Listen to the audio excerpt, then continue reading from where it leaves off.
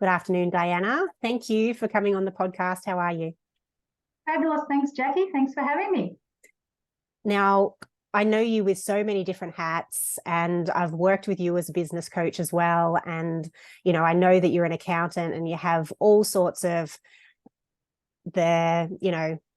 IQ, deep in logical brain qualifications and things, run your own business too, or multiple businesses. But I also know your very wise side and how you bring that into everything that you do. And, potentially it's the first place you go. So I wanted to draw back to a conversation we had a couple of months ago, very much around energy and decision making, because the people listening to this will probably be in some kind of challenge, some kind of time in their life where they're quite stressed and overwhelmed, and trying to make decisions. So, repeating what you told me a couple of months ago is probably a really good place to start. We can do that. And I appreciate the compliment, and I will pass it on to my great teacher, who was the wisest person I ever knew, and collection of people that I trained with and absorbed his wisdom. His name is Graham O'Brien.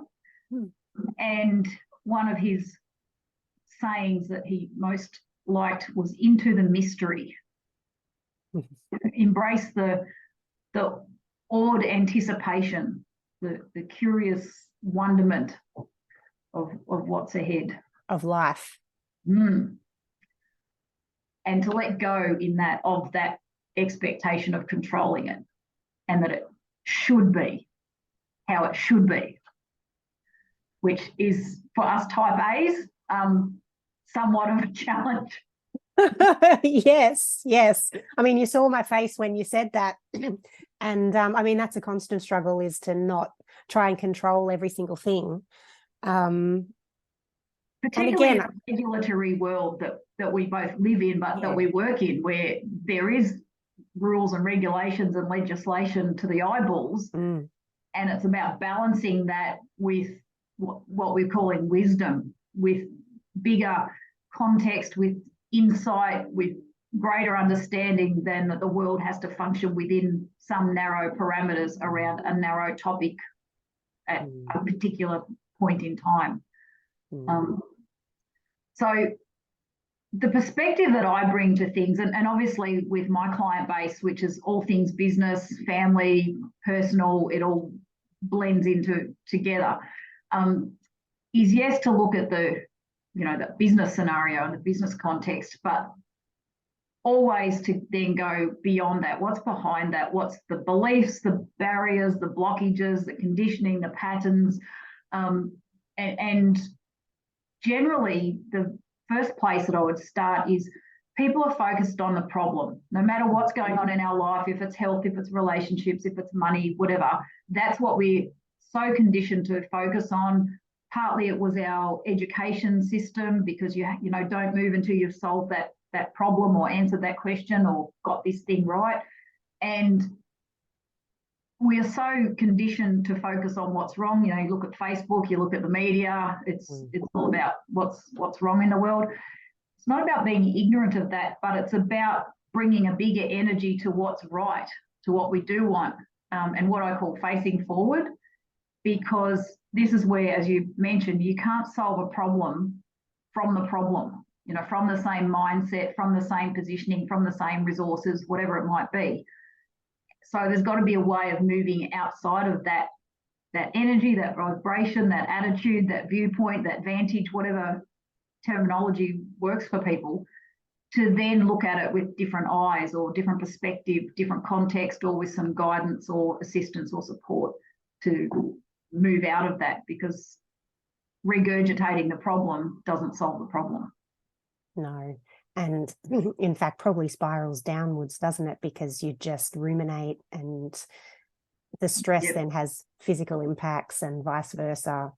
And the narrative, the mental narrative, all the imaginary constructs that we bring to that, all the people that we tell and complain about with it, and whatever it might be, actually just magnifies and amplifies the problem.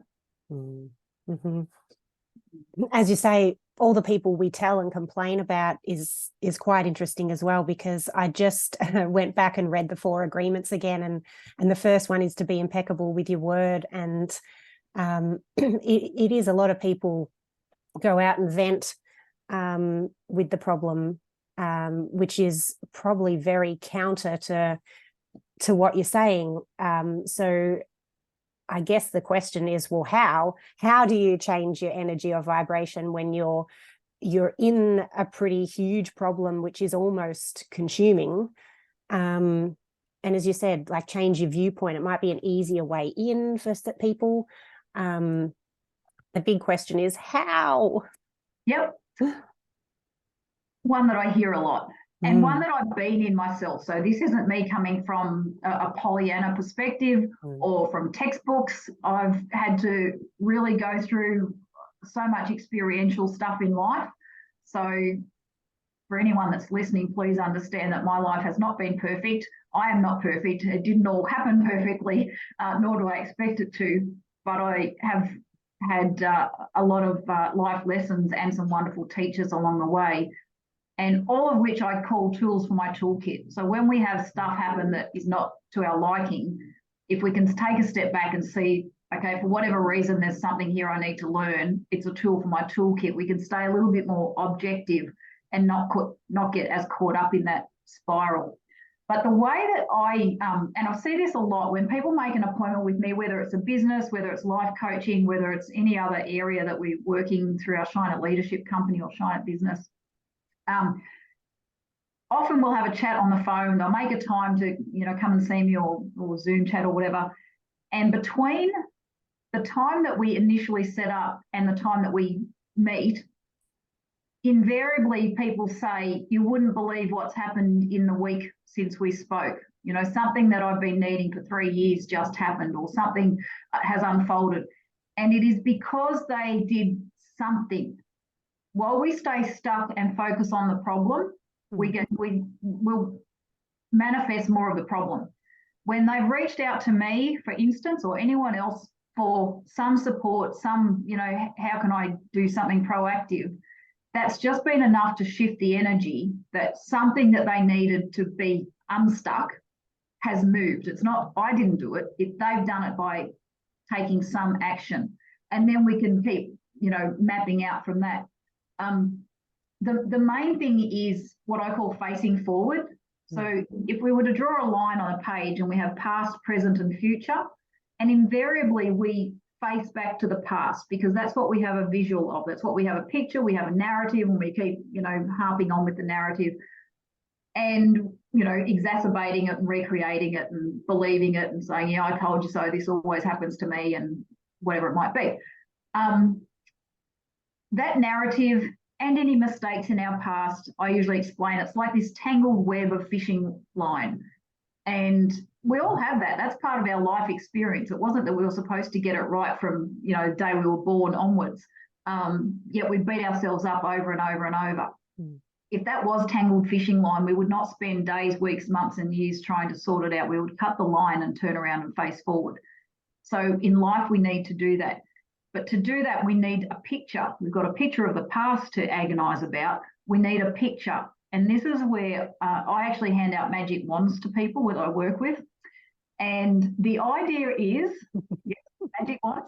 The idea is that we design what we want.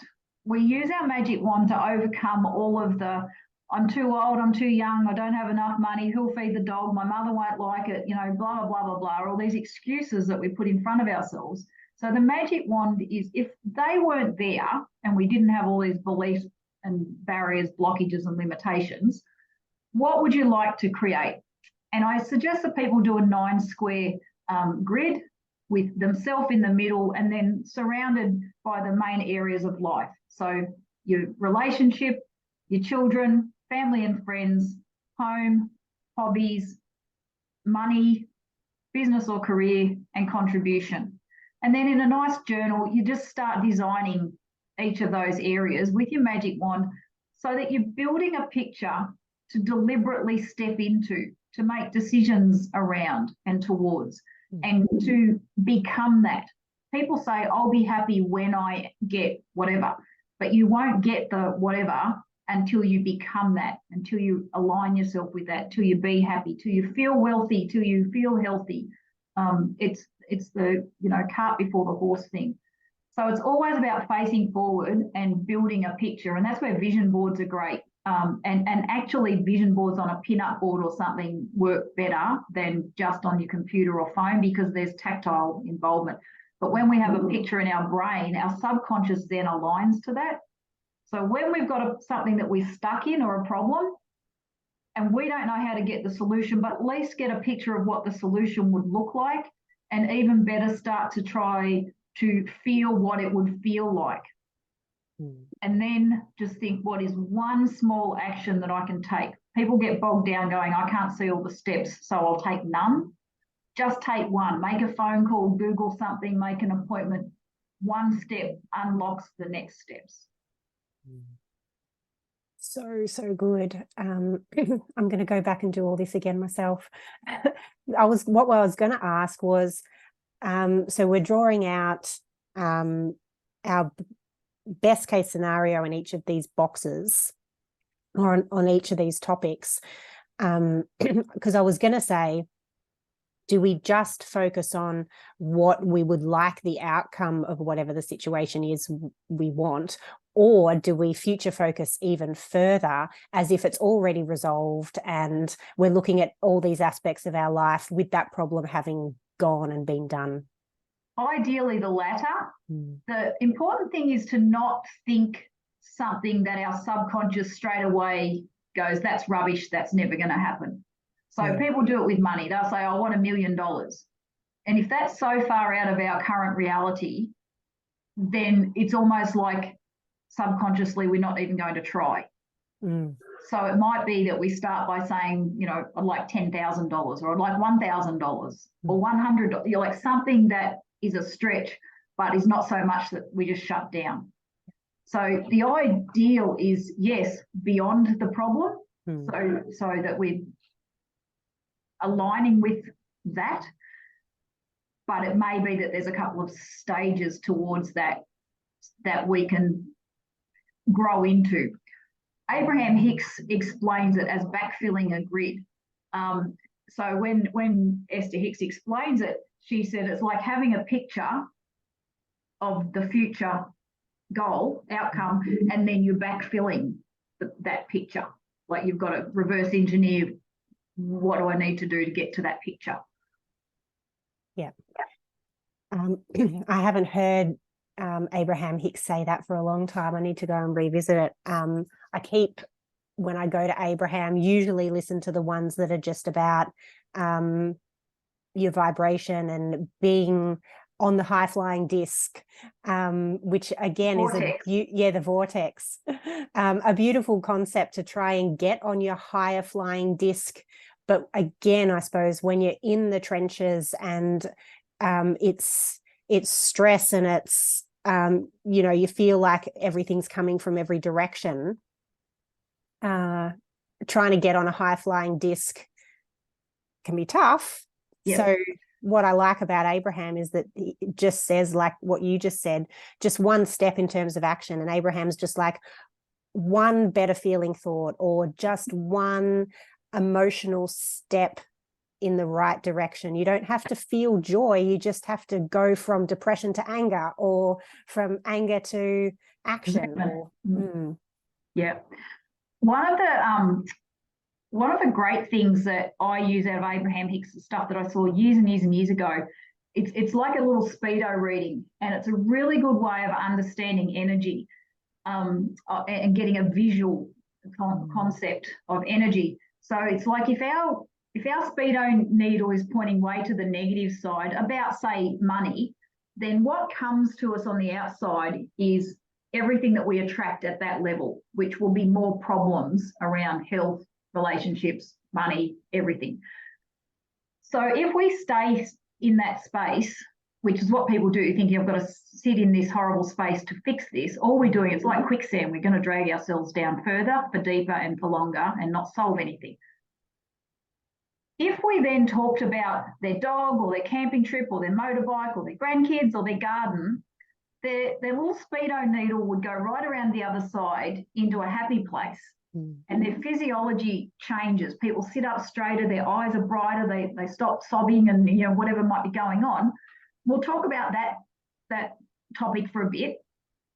And then we'll come back to say money, and their needle won't go as far down, which means that they'll see it with fresh eyes and a different perspective, and thereby attract a different level of outcomes in those spaces. So when they say just feel happy, it doesn't mean feel happy about the thing that you're not happy about. It's meaning find something to feel happy and joyful about, but generally will be not related to the problem, because it's about getting us onto a feeling level that will attract more things on that feeling level. So anyone that understands quantum physics, it's like this infinite number of potentialities, but I just draw it as a whole series of horizontal lines, parallel lines, and depending on what we're feeling as to which playing field we're on, and we'll have a whole different experience. So we've got to find something to feel happy about. Like you said, reach for a better feeling thought, but not necessarily about the same topic. But when we're in that better feeling space, then we can have a look back at the problem and see different perspective, and that's when solutions will appear. I coined a phrase years ago that I put in a lot of the published stuff that I do, and it's when you take one step towards a goal, the universe brings the goal one step towards you. And that's that step of ring and make an appointment, and then suddenly, you see an advertisement for something, or somebody reaches out with whatever it is that you need. But it's about getting your feelings sorted before you can solve the problem. But the feeling doesn't have to be about the problem. I love that the universe, it's almost like will meet you halfway if you just take some step. It feels better than the universe has your back. It's the universe is walking with you, or the universe is there just waiting with the hands out for you to take a step. Yeah. That's how the picture I always see when I use that is when they built the Sydney Harbour Bridge, and the old pictures where they've got the bridge coming out from each side, but it hasn't met in the middle. For some reason, I've always had that picture, because it's, we've taken a step from this side and somehow something reaches until it meets halfway. So lucky it was level when it came together. Exactly, engineering feat. Yep.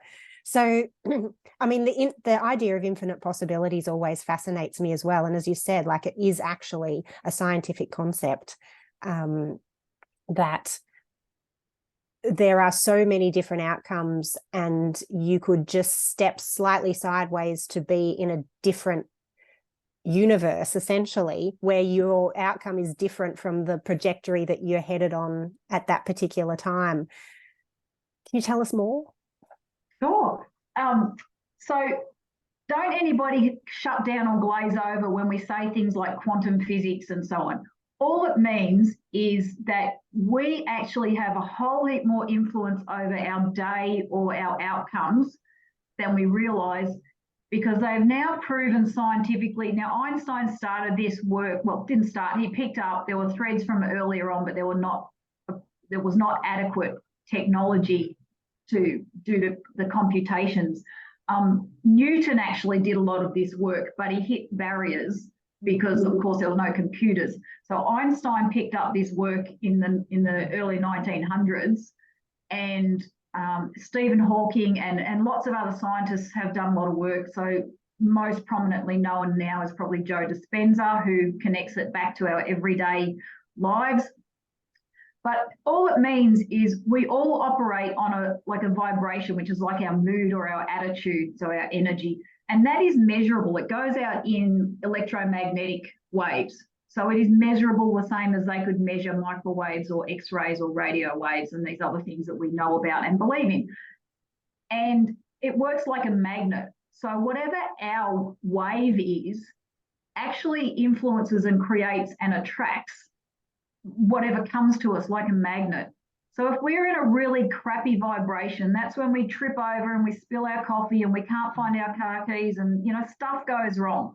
And the more that happens, our humanness and our narrative tends to exacerbate that and therefore make it worse because we're so conditioned to bitch about it to everybody and put it on Facebook. And I listened to a podcast by Eckhart Tolle a couple of days ago, and he talked about the narrative of getting to the airport and having to line up and there's a big queue. So what can you do? Well, you could go home, you could stand there and just relax and, you know, listen to music or something. Or what most people do is get more and more agitated and irritable, and then they put that on Facebook and everywhere so they can share their agitation with lots of other people, and then they write to the company and they, you know, so by the time they get there, they're completely agitated just because of the narrative. So this is what we do in our day and our life, and I've seen it so many times, Jack, I'm sure you have as well, in legal or financial. It's like a T intersection. And I say to people, when you get there, and I've certainly done it myself, you might get you know, some legal situation, a letter in the mail, and you're going, oh my gosh, this would go really badly.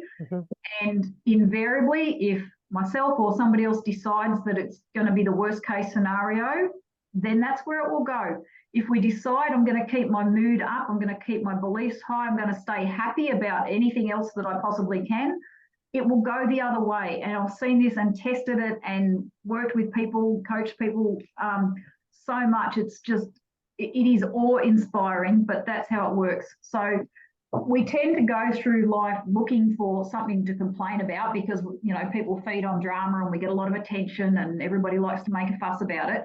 And that serves people in a way, in a sadistic kind of way. And they get the satisfaction that I knew more things would go wrong and it would be a disaster. And they're pleased to be right, but it's still not a good outcome. Whereas if we can just keep quiet about it, not tell everybody about it, not amplify the whole disaster part and keep our vibration and our belief, then we'll be on one of those higher parallel lines. So it really comes back to, we have a huge place of empowerment just by how we handle that internal narrative, that dialogue, and what we go and tell everybody else. So if we need some support, you know, have a few well-chosen people that you can share it with who won't throw you, you know, back into the spiral, who you can have some, you know, constructive conversations about what should I do. But we actually get to choose which playing field we're on. And we can usually tell. I had a couple of things yesterday. I very rarely have these examples anymore, thankfully, grateful, where a few things hadn't gone very well, and I've dealt with a couple of people that were not quite as easy as I, you know, thought. And I found myself observing this, going, well, you better walk around and sing a song and get your vibration back up, because that sets the tone for the other interactions, for everything we do, for, you know, getting a car park or the green lights, but, you know, for much bigger things than that. And then interestingly, and we won't go too far into this, but noetic science, which is even more contemporary than the quantum science, which is still being unraveled, actually has discovered and gone ahead literally in quantum leaps beyond quantum science in our mindset leads what manifests, and not just in our own little space. And they've done this with things like collective healing, you know, whether it's in the form of prayer or whether it's just everybody think about this thing for a minute and send healing to this person or this country or this, you know, situation, where we do things, you know, with the white ribbons and the whatever it might be. But they actually can measure that and that energy, and you don't have to be in that same place. So noetic science, and the Institute of Noetic Science globally does a lot of work and collects a lot of science in this area, but that's even jumping further than the quantum physics. Fascinating stuff. I'm certainly going to jump into that, because Joe Dispenza does a little bit of that too, doesn't he? He does the cancer cells and has the people meditating and praying in the other room, and the cancer cells in the dish heal and there's no longer cancer. Fascinating. When I first started my training with in the 1990s, Candace Pert was recognised with a Nobel Prize for this work. So that was before anybody had heard of Bruce Lipton and Joe Dispenza, before Dr. Emoto and his water crystals and all the stuff. And so what they did is they would put cells in a petri dish in a different room, in a different place, in a different country, and they would show the person pictures of like a kitten or a horrific, murder scene, and the cells would actually move either closer or further in a petri dish. So this is how we actually influence our children with what's going on in us, because they're made of our cells. So people say, oh, it's genetic, but it's actually thought, and it's how we influence our own healing and how other people can do that, as you say, the collective healing. Lots and lots and lots of work on that.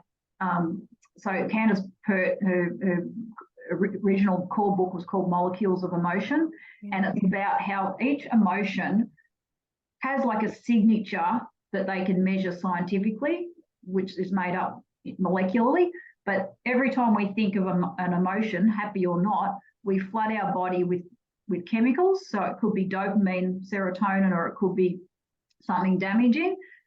So the more we think negative thoughts, the more we are adding toxins to our body, which gradually erode it. So if we're in a stress state, if we're in a negative state, versus if we're in a joyful state. So there's a huge link between what we're thinking, what we're saying, what we read, who we hang out with, and all that physical stuff. And that's been around for decades. That's not new. It's so fascinating. And I know that it's coming more into the mainstream, but it's just like, how come not everyone is actually doing this stuff all the time? If it's been, 20 years of research, yeah. And I mean, you just touched on Dr. Emota as well. I mean, that's so fascinating too, that our emotions affecting a vial of water will create a different frozen state. Crystal. Crystal. And if we project a horrible emotion at this vial of water, when it freezes, the discordant way that it freezes is noticeably different than the beautiful snowflakes that are created from the water that gets the love or the compassion or whatever. And what we are, like 80% water, 70 to 80. Yeah. And our world is as well. So that's right. And then they test our molecules, and they'll show up the same as in the water, that if there's a lot of negative thinking, they'll be just a chaotic shambles. And if we are more positive and proactive and constructive and sensible in what we're thinking and saying and absorbing from TV or wherever else, then our molecules will be much more orderly and aligned. And then that brings us back to things like brain-heart coherence, and whether our bodies are actually in physically and in our brain waves, again, all measurable. But then that plays out to all our different major organs and glands. It's regulated primarily by the pineal gland, but it's where it absolutely ties together the emotion and the physical. And again, this is all medically and scientifically proven and measurable, and it's not particularly new, but it's, like you say, it's not out there everywhere. There's still two schools of thought, one about this woo-woo thinking stuff that's still seen as a cult or new age or spiritual nonsense or whatever, versus the hard and fast science and medicine, and yet it's pretty much all the same thing and very much understood to be the same thing now. So last question, because I worry about this as well. So if I spend 60% of my day sort of grumbly and a bit stressed and not great, but then the rest of my day is, fairly joyful and doing things that I like and all that sort of stuff, how much of an impact will the 60%, which is the majority, have versus the good? It's a process, and every day is an adventure. I sort of refer to mine as every day is like pick your own adventure. It's all about just doing the best we can with our intention, and it's never about berating ourselves. As when we catch that narrative, oh, I should have done this or I should have done that, just shut it down. Have a displacement thought. Have a sing a song, do something that disrupts that, because that's largely a pattern. And, we'll have to keep practicing it, but it's really about the intention. And one of the things that Graham said to me once was, if you've done things with a pure intention and a pure heart, And we all know the times that we haven't. If there's been a bit of a dart or a bit of a, an agenda, our humanness shows through. But if we've done something with a pure intention, then if someone's ran with that, misconstrued it, or the outcome hasn't been what we wanted, as long as our intention and our integrity were pure and aligned, then we've done what we can do. Sometimes there might be some further action or follow-up necessary, but it's about recognizing it. And with that 60% of our day, what I've endeavored to do and encourage people to do is in your day to have just some things around you that make your day nice, whether it's, some nice things in your office, whether it's a nice china mug that you have your cup of tea out of, whatever it might be that's appropriate, but that you're in a nice space and that there's little reminders, your screensaver says something nice or what have you, that just make that space as nice as possible so that when you've had those meetings or phone calls, the interactions that, just are part of what we do, that we can kind of come back to center, ground, align, recenter, recalibrate ourselves to then, just remind ourselves, because it's this continual reminder, because our humanness kicks in all the time and we automatically get triggered and we automatically spiral and we get derailed and we go off on tangents and we think, oh, I shouldn't have said that, or I got really hooked into that. And then it's just about always coming back and going, all right, let's do it again. Yeah. Start again in every moment. Every moment's new. And keeping facing forward, I think, is an important one. I often say to people, if there's a line in the carpet or a lino or somewhere that you can actually step across, to physically step across that, draw a line, move on. And also, if we found ourselves getting caught up in something that is reflective of facing backwards, physically turn your body 180 degrees, because we all get caught up in that dialogue, that narrative, that remembrance of whatever, or even just something that we don't know why we got triggered, but really underlying it's because it reminded us of when somebody used to tell us what to do or yell at us or whatever. So whenever we're doing something that's not a good feeling, then turn ourselves 180 degrees and say, I'm facing forward, I'm moving towards what I do want. And just that energetic shift of the body is also actually quite powerful within what we're attracting. Fascinating stuff. I mean, there's so much wisdom, but you just bring it down and make it so practical. So, I mean, I just love hearing this stuff from you so much. It just lands more solidly than it sometimes does from others. So thank you so much for your time. You're welcome. Where can people find you if they want more of this practical wisdom? Absolutely. So we have websites, we have Facebook pages for Shine at Business and Shine at Leadership. And my name is Dianna Jacobsen. You can find me on Facebook or somewhere and check me out and stalk me and see if it's a fit for having a chat. We have recorded programs, we have some live programs, and we have consultations. So anything that helps people just get their lives back on track. Yeah. And as you said, you do some one-on-one work with coaching and business coaching and things like that too. So it's all there for everyone to find. Again, thank you so much. My pleasure. Thanks very much for the opportunity.